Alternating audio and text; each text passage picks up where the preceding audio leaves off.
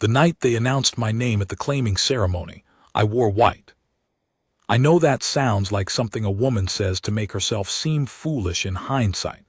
The kind of detail you include when you're retelling the worst night of your life so that listeners can shake their heads and see the tragedy coming from miles away. But I want to be precise about it. I wore white because my mother told me to. She said it was traditional for a fated mate to wear white to the claiming, the color of the moon herself, and that when Alpha King Kaelin's eyes found me across the Great Hall, the white would make me luminous. I believed her. I was 23 years old, and I had known since I was 16 that I was his fated mate. The mate pull had hit me the first time he walked past me at the autumn border assembly, that crushing, bone-deep recognition, like stepping off a cliff and discovering you have wings. I had waited 7 years. 7 years of watching him from a respectful distance, never approaching, never announcing myself, never doing anything that could be construed as presumptuous or forward, because that was what good Omegas did. They waited. They made themselves worthy. They trusted that the moon goddess's design would unfold in its own time, on its own terms. The claiming ceremony happened once a year, on the autumn equinox. Every unmated alpha of standing was expected to present himself, and if the goddess had blessed him with a fated mate, the bond would flare publicly when their eyes met, a ribbon of silver light connecting them, visible to every wolf in the room, undeniable and eternal. The hall would see it. The elders would record it. It could not be faked and it could not be denied. I had told no one except my mother. Not my friends, not the pack healer, not the women I grew up running trails with who would have understood and celebrated with me. That was another thing good Omegas did. They kept their knowing quiet, dignified, private. They did not make claims before they were confirmed. So I wore white, and I stood in the great hall of the Asheville Pack's stronghold, a hall built from black stone and old timber, hung with the antlers of 1,000 hunts, lit by chandeliers made of wolf iron and pale crystal. And I waited for Kaelin Asheville to walk through the doors and make 7 years of patience mean something. He walked in at 9 o'clock. He was everything I remembered. Taller than memory made him, broader through the chest, the kind of man who took up space in a room without trying to. The air simply rearranged itself around him. His hair was black and close-cropped, his jaw a clean, sharp line, his eyes a gray so pale they looked silver in the chandelier light. He wore the deep charcoal of alpha formal dress, and he carried himself the way all Asheville alphas did, like the ground owed him something and he expected it to keep paying. The mate pull hit me the moment he crossed the threshold. It always did, every time he was within range. But tonight was different. Tonight the entire hall was built for this exact moment. Tonight I was standing in it in white with my heart going like a drum, and I felt the ribbon of silver light begin to form at the center of my chest, that warm, gathering weight that meant the bond was about to become visible. I pressed my fingertips against my sternum, a small private gesture, my eyes already moving toward him across the crowd. He was already looking somewhere else. Not at me. Not scanning the room with the particular quality of attention that meant he was searching for something. He was looking at her. Isolde Vane stood 20 feet to my left, in a gown the color of dark wine, her black hair pinned up with gold pins shaped like leaves. She was the eldest daughter of the Eastern Vane pack, a high-ranking Beta family, prominent, well-connected, politically useful in the way that families with territory on contested borders always are. She was beautiful in the effortless manner of people who have never had to work at beauty. It was simply present on her, like warmth from a window.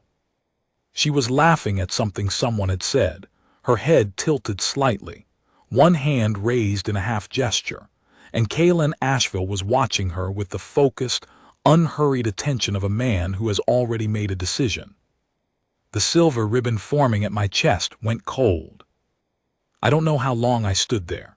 Long enough for the ceremony to be called to order by the pack elder, an elderly wolf named Ferris whose voice still carried through a packed hall without effort.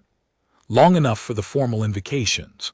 long enough for Kalen to move forward through the crowd and stop in front of Isolde Vane and extend his hand with the particular gesture, palm up, a deliberate presentation that meant an alpha was making a claiming offer. The silver light did not appear. There was no mate bond between them. I could feel that from across the room. The goddess had not made them for each other. What Kalen Asheville was doing was not a claiming in the sacred sense. It was a choice, an exercise of alpha authority and alpha will. He was selecting a mate the way alphas had done for centuries before the old ways returned to prominence by preference, by political calculation, by his own judgment overriding the goddess's design. Isolde Vane looked at his offered hand for one moment. Then she placed her own hand in it. The hall erupted in something that wasn't quite applause and wasn't quite shock, a sound like the sea pulling back from a shore. I heard Elder Ferris's voice saying something about honored alliance between the Asheville and Vane bloodlines, something about the strength of chosen bonds, something about a new chapter.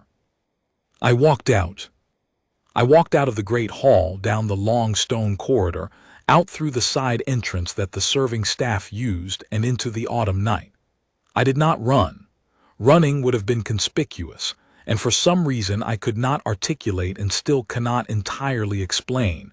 What I felt most acutely in that moment was not grief. It was shame. Not my shame. I had done nothing wrong, nothing at all, but the shame of having been a secret for 7 years only to discover that the universe had apparently made revisions without informing me, of having worn white like a character in a story that had been edited without anyone telling her. I walked to my car. The gravel of the Stronghold Drive was loud under my heels in the cold night, and the moon was up, and I did not look at it. I drove home. I did not cry until I was inside, with the door locked and the curtains drawn and the lights off, sitting on my kitchen floor with my back against the cabinets and my knees pulled to my chest. And then I cried for a very long time with a kind of thoroughness that I had not permitted myself since my father died. What I did not know that night, what I could not have known, was that 3 weeks earlier, Kalen Asheville had also felt the mate pull. He had felt it at the autumn border briefing, the same one I'd attended every year for the past 7.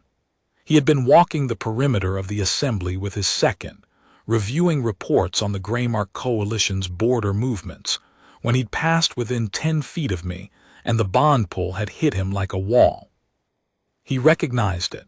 He'd been warned about it by his father and by every senior wolf he'd ever respected.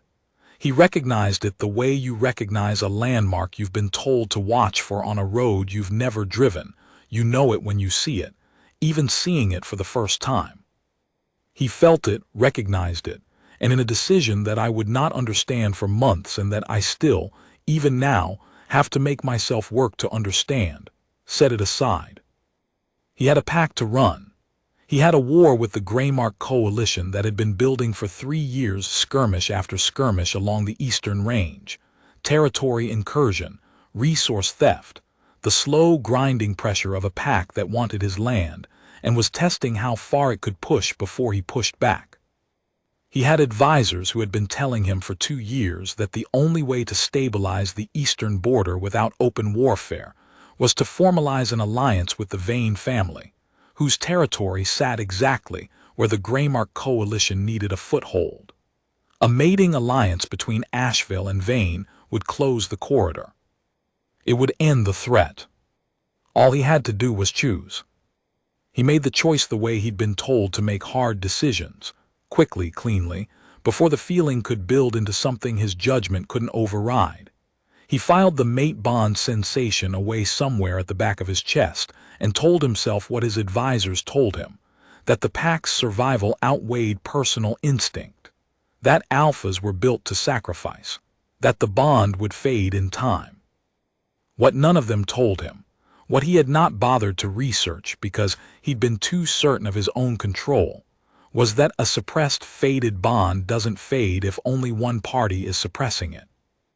If the other party carries the bond openly, faithfully, still holding it after years of quiet waiting, The suppressing party's attempt at control doesn't diminish the bond. It inverts it. It turns back on the suppressor with multiplying force, feeding on itself, growing louder with every day it goes unacknowledged. He didn't know that. He walked into the claiming ceremony not sleeping well, not eating quite right, a low, persistent restlessness in his chest that he attributed to stress and the pressure of an important night. And he chose Isolde Vane in front of the whole pack, and he went home believing it was done. 3 weeks after the claiming ceremony, I found out I was pregnant.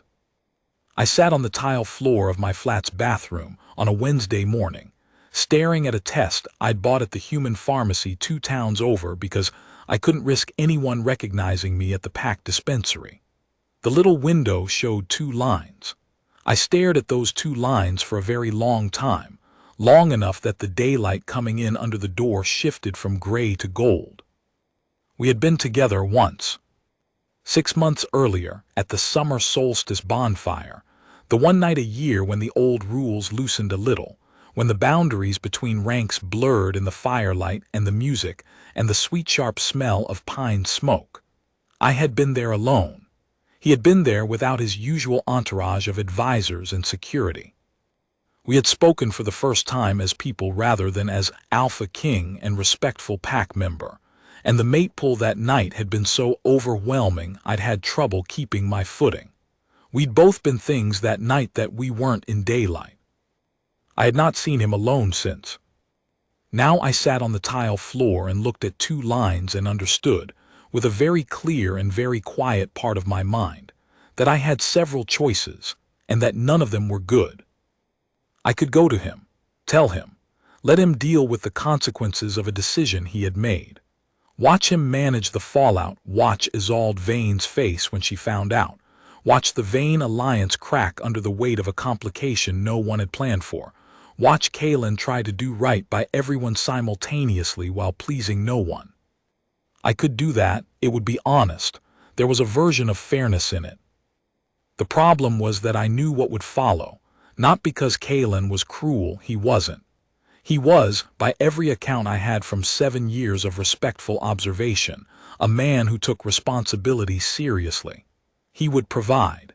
He would acknowledge the child, give it his name, give me a formal standing in the pack's records. He would do what duty required. And I would be the Omega whose complication had wrecked his alliance, whispered about at every pack gathering, looked at sideways by Isolde Vane's family and the Asheville pack's political circle and every wolf who'd watched the ceremony and drawn their own conclusions.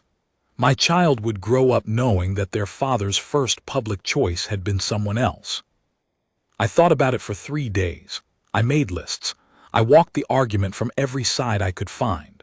I called my mother and spoke to her in careful oblique language that she understood immediately because she had known me for 23 years, and she was quiet for a long time on the other end of the line, and then she said, "Whatever you decide, you will not be wrong. There is no wrong in this. There is only what you can live with." I could not live with the alternative. I packed 2 bags, emptied my savings account at the ATM 2 towns over, wrote my mother a letter that told her I was safe and healthy, and asked her, with love and with apology, not to give anyone my location no matter who asked or what reason they offered. I drove north until the mountains got bigger and the towns got smaller, and I didn't stop until I found a place small enough that I might disappear into it. Sallows Creek was not pretty in the conventional sense. It was a human settlement at altitude, the kind of place that exists because a mining operation or a logging company needed somewhere to put people, and then the operation left and the people stayed, generation after generation, until the place had accumulated enough history to feel inevitable. One main road, a diner with vinyl seats and windows that fogged in cold weather, a general store with a covered porch where 2 old men sat most afternoons playing cards and ignoring tourists. A small church, a petrol station. A post office open Tuesdays, Thursdays, and Saturday mornings. And above it all, 360 degrees of mountains. Mountains that went on in every direction, layered purple-blue in the early mornings, gold in the evenings, white-capped through the winter, and always, always, the smell of pine and cold water and the particular clean sharpness of air that has come a long way from anywhere. I found a room above the bakery. The woman who owned the building, a large, quiet human woman named Berta Kane, who moved with the deliberate, unhurried confidence of someone who had been in charge of her own life for a long time, asked me only 2 questions when I appeared at her door with 2 bags and cash: whether I could pay 3 months up front, and whether I had any dietary restrictions. I paid 3 months up front and told her I couldn't eat raw meat. She nodded and gave me a key, and told me breakfast started at 6 if I wanted it, and that the room had hot water in the mornings but not reliable hot water in the evenings, which was something she was working on. The room was small and completely clean, with a window that looked east across the valley. The bed was solid. The light in the mornings was extraordinary, that particular mountain light that comes in low and gold and makes everything look like it was placed there for a reason. I slept. For the first week I slept more than I had in years, deeply and without dreams, waking to the sound of Berta moving in the bakery below and the smell of bread and sugar drifting up through the floorboards. My wolf, the animal part of me that ordinarily ran somewhere between alert and anxious, picking up pack politics and rank signals and social currents the way antennae pick up static, went quiet in a way I had never experienced. Not absent, just still. Like a dog that has finally been allowed to lie down after a long road. I told myself it was the altitude, the clean air, the distance from everything that had a name and a rank attached to it. Berta put me to work in the bakery after the first week mornings, 4 to 10, which suited me because I was waking at 4 anyway and preferred to be useful. The work was physical and rhythmic, and required enough concentration to keep the mind occupied without demanding too much of it. Dough and heat and timing, and the small satisfying cycle of making something that disappeared by noon. The human staff were friendly in the uncomplicated way of people who do not know your history and are not curious about it. In the afternoons I walked. The valley trails were good and I learned them quickly, each one a slightly different angle on the same mountains, the same light from different directions. I watched the hawks. I watched the weather come in over the high peaks and break apart in the lower altitudes. I got to know the shape of the valley the way you get to know a room you've been given to live in, not all at once, but piece by piece until it feels like something you carry. I let myself be ordinary. I had not known how hungry I was for ordinary until I was living inside it. An ordinary woman in an ordinary place, expecting children, with nothing more remarkable about her than the fact that she could hear a conversation on the other side of a thick wall, and she healed fast from cuts, and her eyes caught the moonlight at angles that no humans quite did. The weeks began to pass. I began, very cautiously, to feel something that resembled peace. Kalen Asheville started deteriorating on approximately day 19. He would not have called it deteriorating. He would have called it difficulty sleeping, disrupted appetite, minor concentration lapses, the tolerable wear of a demanding autumn. His healers used careful language at first, the language of watchful professionals who do not want to alarm their alpha unnecessarily. Fatigue markers, stress indicators, suggested rest protocols. Tonics were prescribed. Rest schedules were made, and immediately not followed, because rest schedules for an alpha king in the middle of a political negotiation with the Vane family were fundamentally theoretical. By day 28, the healer stopped using careful language. The bond feedback was classical and undeniable. A faded bond improperly suppressed while the other party carries it openly creates an escalating feedback loop in the suppressor. The bond's instinct is to connect, and when blocked, it amplifies. The suppressor begins to lose cognitive function at the higher levels first: concentration, strategic thinking, emotional regulation. Then sleep architecture. Then appetite. In documented historical cases that had run their course without intervention, the final stages were dissociative, loss of continuity, the wolf self beginning to override the human self in attempts to force the bond closure that the rational mind was refusing. Kaelan's second was a wolf named Tor Veldon. He had been Kaelan's second for 8 years, which meant he had seen Kaelan in conditions ranging from the straightforward to the genuinely dangerous, and he did not spook easily. He came into the Alpha King's study at midnight on day 30 and found Kaelan standing at the north-facing window with both hands flat against the glass, staring into the forest like a man trying to read a language he didn't know. Tor stood in the doorway. "How long have you been standing there?" he said. Kaelan didn't turn. "I don't know." "When did you last eat?" Silence. Tor walked to the desk and sat in the chair across from it, which was not a thing he ordinarily did without invitation, but the situation had passed the point of ordinary. He was not a man who approached hard conversations indirectly when direct was available. "You suppressed a fated bond," he said. It wasn't a question. Kaelan's shoulders moved almost imperceptibly. "I made a decision that was best for the pack." "Who is she?" The room was quiet for a long moment. Outside, an owl called once and went silent.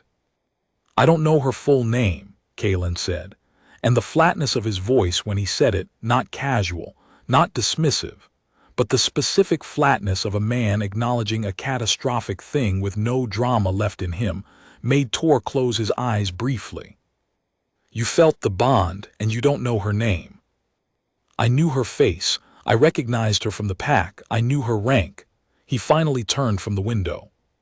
His eyes were worse than Tor had expected, too bright, that particular feverish quality that came from sleep deprivation compounding a bond disruption.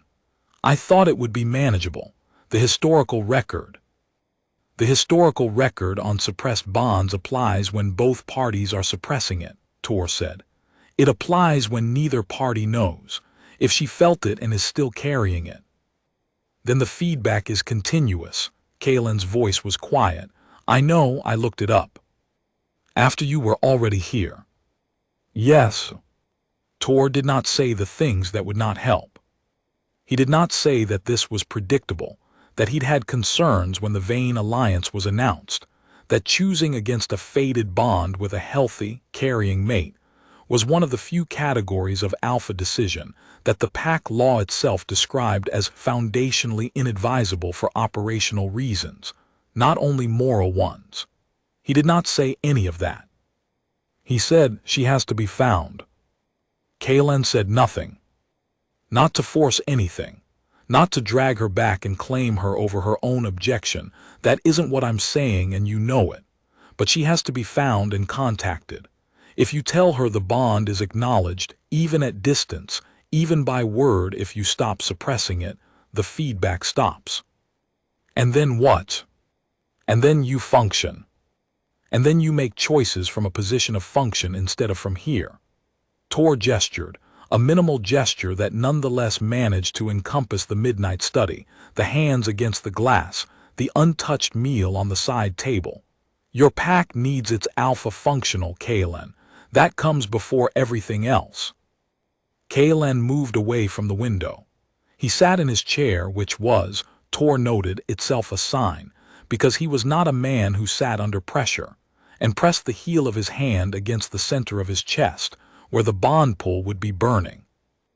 "I don't know her name," he said again, but this time it didn't sound like an excuse.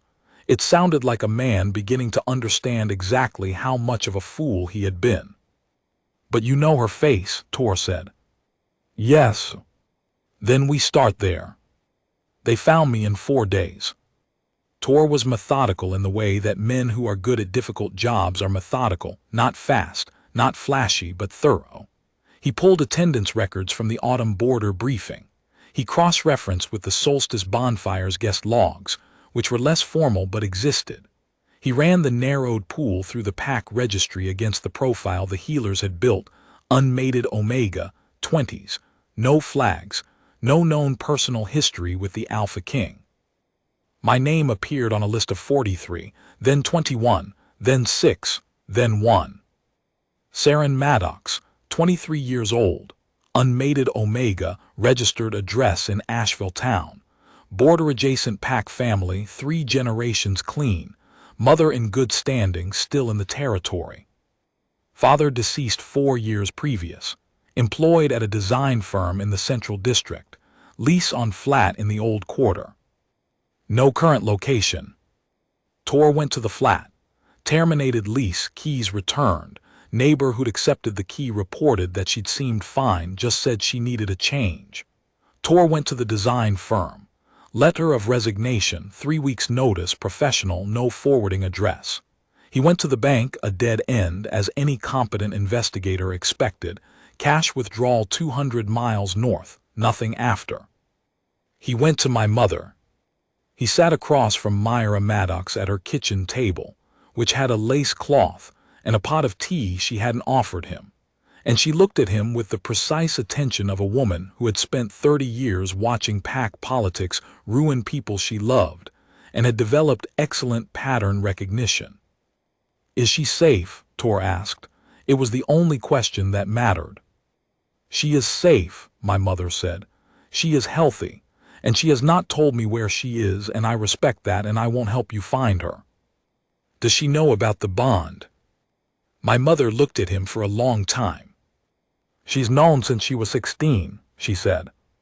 Tor went back to the stronghold and reported to Kaylin. The silence that followed that last piece of information was the worst thing Tor had witnessed in 8 years of service. Not dramatic, not explosive, just the silence of a man sitting at a desk understanding, with full clarity, that the woman had known for 7 years and had waited faithfully, and that he had walked into a claiming ceremony and chosen someone else in front of her, and that she had been standing in that hall in white, and that she was now gone. "She was there," Kaylin said. "She was in the hall." "Most likely," Tor said. "She was there and I." He stopped himself. Tor didn't fill the silence. After a while Kaylin said, "Find out which direction."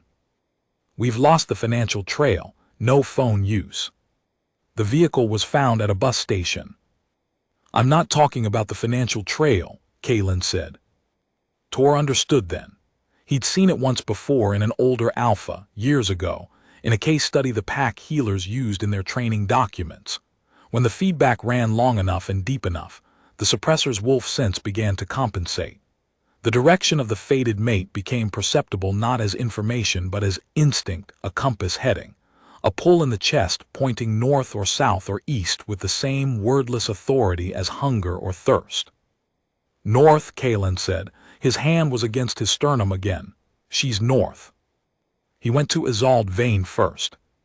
That mattered to him. He told me so later, and I believed it because it was consistent with every other thing I came to know about him. That beneath the Alpha authority and the political calculation and the disastrous decision he'd made, he was a man who could not do the next right thing without first accounting for the wrong one. He went to her family estate in the Eastern Range on an early morning, driving alone, and sat across from her in her family's parlor with pale winter light coming in through tall windows, and he began to say what he had prepared to say. She stopped him. "I know about the fated bond," she said. He went completely still. "Not from the beginning," she said, "but within the first 2 weeks I began to suspect. A chosen bond should be forming between us. It wasn't. I've been around enough Pack families to recognize what the absence of a forming bond looks like, and I've been watching you closely enough to know what a man being pulled somewhere else looks like." She spoke without anger, without accusation, just the clean, unhurried speech of a woman who had done a great deal of thinking in private and had finished it. "I thought you might come to me sooner." "I should have," he said. "Yes. I'm sorry for what I asked you to accept." "I accepted it knowing what I knew," she said. "That is on me equally. I'm not a victim of your choice, Kaylin. I participated in it." She looked at him with eyes that were clear and steady and not particularly warm. "But we both know this isn't sustainable. Go find her. fix what you can. He left. He came into Sallows Creek on a Wednesday afternoon in late November, in a truck with Asheville territorial plates that I clocked from 100 yards away with a cold rush of adrenaline that I felt in my fingertips. I was coming back from my afternoon trail loop. I was wearing a heavy coat that had not been purchased to conceal anything specific, but that did a reasonable job of it anyway, and I was 20 minutes from the bakery, and I saw the truck parked on the main road and felt the mate bond flare in my chest like a door opened to fire. I should have run. Part of me, the animal part that understood immediate tactical situations, screamed to turn around and go back up the trail and find somewhere high and private to wait until he gave up. But I was 20 weeks pregnant with his children, and I was tired in a way that had nothing to do with the walk, and my wolf, that old, pre-rational creature who had been steady throughout everything, went flat calm in my chest the way water goes calm before something surfaces. I kept walking. He was standing outside the bakery. Someone had directed him there, Berta probably, or whoever had been the first local to notice a man asking questions in careful, non-aggressive language. He was standing on the street in the thin November light, and he was watching me come toward him down the road, and the distance between us narrowed step by step, and neither of us spoke until I was close enough to see his face clearly. He looked wrong. Not ill in any clinical sense, but wrong the way a well-built structure looks wrong when you understand it's been load-bearing too long without maintenance, fine from a distance, hairline fractured up close. He was thinner through the face. His eyes, those pale gray eyes I had memorized at 16, had something raw behind them, something exposed and not fully in his control. He had always been the most self-contained man I had ever seen. What I was looking at now was the same man with containment stripped away, and the difference was significant.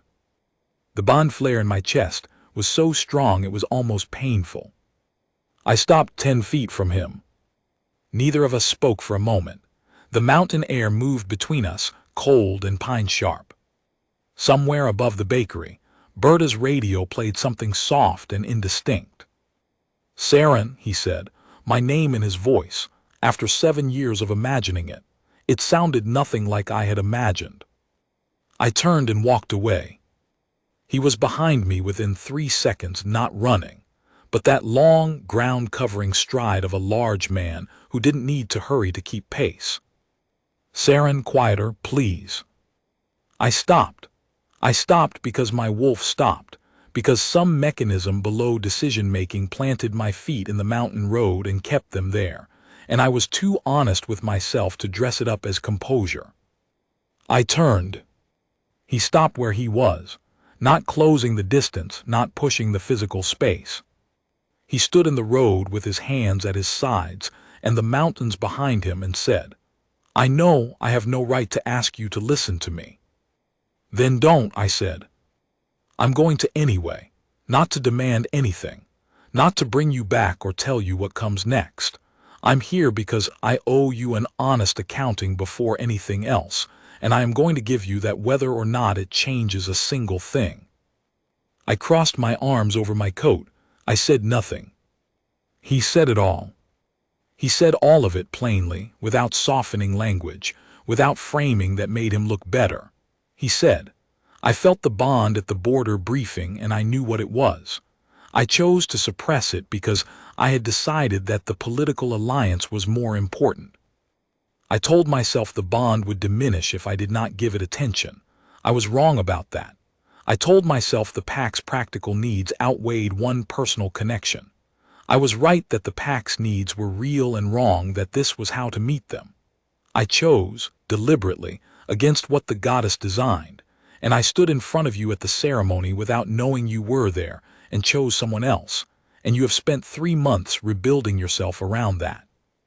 The mountain sat behind him, and the road was quiet, and the cold was clean against my face, and when he was done, I let the silence sit for a moment. "I'm 20 weeks pregnant," I said. Everything in him went still.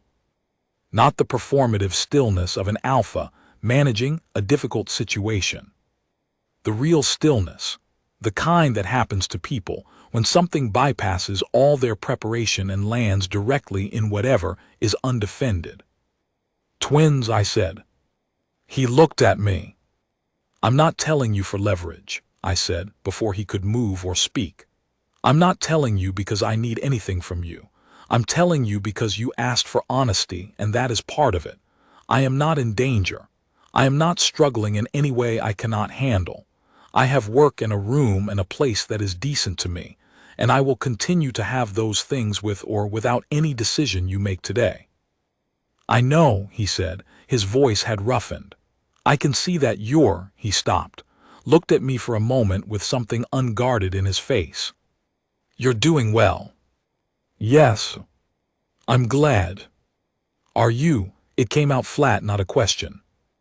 Yes, no hesitation. I know I have no standing to feel anything about how you're doing. I know that, but yes, I'm glad. The wind moved through the pines at the edge of the road, a long exhale. What do you want? I said. I want to tell you I was wrong, which I've done. I want to ask, not demand, ask, for the chance to be something different from what I was. Slowly, on whatever terms you set, whether that means occasional conversation or complete distance or anything between those things, it is your choice and I will honor it. And if I choose complete distance, I said. He held my gaze. There was something in his face that hurt to look at, not because it was manipulative, but because it was completely honest, and honesty from Kaylin Asheville was clearly not something he'd had much practice in offering outside an official context. Then I will go, he said. I won't stop you from raising your children, our children, in whatever way you think is right. I won't use pack law or alpha standing to impose anything. I will go, and I will make sure you have resources you need without strings attached, and I will respect your choice. I looked at him for a long time. My wolf was so still. Not the stillness of fear or of absence, but the deep quiet of something that has been waiting long enough to understand that waiting is not the same as losing. Get a room, I said. He blinked. There's a boarding house on the east side of town. It's modest but clean. The diner does breakfast from 6 and the food is adequate. I watched his face. You are clearly not eating well, and whatever the pack healers have been giving you isn't doing enough, and I am not interested in having you collapse in my vicinity. Get a room. Eat something. And we will see whether you are capable of being in the same town as me without trying to manage or organize or alpha decision anything. I can do that, he said. I haven't decided anything, I said. I want you to understand that clearly. I'm not forgiving you and I'm not beginning anything. I am allowing you to be present at a distance while I decide what I think, and that is all. I understand. We'll see, I said, because I was not ready to take him at his word on anything yet, and I needed him to know that too. I turned and went back to the bakery. My hands were shaking slightly under my coat, not from cold, from the particular effort of standing in the pull of something enormous and choosing, consciously and deliberately, not to simply fall into it, to hold still, to stay on my own ground, to be the one who set the terms for once in 7 years. He got the room on the east side. He was there the next morning and the morning after that. I tracked his presence the way you track a weather system, not constantly, but aware of it, checking the peripheral evidence. The truck on the east road. The faint familiar thread of his scent when the wind was in a certain direction. Once, passing the diner, a glimpse through the fogged window of a large man in the back booth, eating something that looked like eggs with the deliberate attention of someone who was making themselves eat because they'd been told to. He fixed Berta's fence post on day 3. She'd mentioned at breakfast that the post on the south paddock gate had worked itself loose over the summer, and she hadn't gotten around to it. He apparently heard this, went to the general store for materials, and had it done before noon without being asked again or making any mention of it. Berta told me that evening, while we were doing the bakery close. Friend of yours, she said, not looking up from the counter she was wiping. Not exactly, I said. She nodded, which meant either she was satisfied with that answer or she decided not to pursue it. On day 5, I let him walk with me on the valley trail. Not because I had decided anything, because the morning was clear and the trail was long and something in me was tired of the work of deliberately not walking in the same direction as him. We fell into step without preamble, without the conversation that should perhaps have preceded it, and walked in silence for 20 minutes, and it was not comfortable exactly, but not wrong. He asked questions, not strategic questions, not alpha logistics questions, small questions, the kind that were interested rather than directive. What was the trail like in the snow? What was Berta like? What were the mountains called? He listened to the answers with the quality of attention that, I found myself thinking, I had never seen him give to anything in the official pack context, not divided or processing or calculating, just present. The bond between us ran warm and continuous. I had stopped trying to suppress it.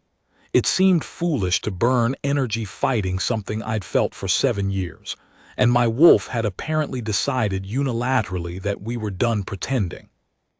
On the 7th morning, at the point in the trail where the valley opened, and 3 mountain ranges were visible in clear weather, I stopped.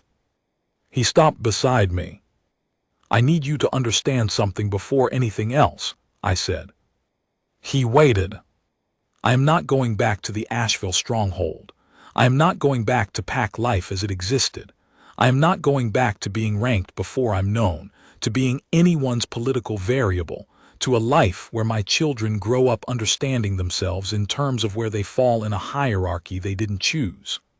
I turned to face him. Whatever this is, whatever you're asking for, it doesn't live there. He was quiet for a moment, looking at the mountains. Tell me what it looks like, he said. It lives here, I said, or somewhere like here, somewhere they have clean air and quiet and no one knows their rank before they know their name. All right. You come here, I said, not me going there. You come here on my time, on terms I set. All right. And you don't make decisions. You don't organize or arrange or alpha manage anything in my life without asking me first. Not because you aren't capable of it. Because I spent 7 years being patient and careful and appropriate inside a system that was supposed to work in my favor and it didn't. And I am done organizing my choices around pack structure. He looked at me directly. Yes, he said, I owe you that navigation completely. I looked at him for a long time. He was not the man I had imagined at 16. That man had been a little abstract, the right face on a fantasy of being chosen, of being recognized, of the universe paying out what it owed. This man was more complicated and more real than that. He had done something genuinely wrong, and he knew it without theater. He was standing in the mountains of a human town eating breakfast in a back booth and fixing fence posts, and walking trails in silence without asking for more than I'd offered, and he looked like someone slowly recovering from something he'd done to himself. I did not forgive him. That was still true, and I did not pretend otherwise. But I looked at the mountains and at the 2 small lives moving quietly inside me, and at the man standing 3 feet away who had his mistakes and his consequences in full sight and was not running from them, and I thought, this is not where things end. This might be where something else begins, slowly, on my terms. With enough miles between us, and the hall where I wore white that I could make choices that belonged to me. Come on, I said. Berta starts breakfast at 6. He fell into step beside me. The bond between us ran warm and quiet in the mountain morning. The hawk was up above the tree line, riding the first thermals of the day, circling in long, unhurried arcs over the valley. The pines smelled of cold and distance, of air that had come from somewhere clean. I had not forgiven him, and I had not forgotten anything. But I had stopped walking away. That was where we were. It was enough to start with. It was, at least, a beginning. Not the one I had imagined at 16 in a white dress in a hall full of chandeliers, but the kind of beginning that belonged to the actual shape of things, to the world as it was rather than as I'd hoped it would be. We walked down toward the town together, and the mountains held their ground around us on all sides, and the morning opened up gold and cold and entirely new.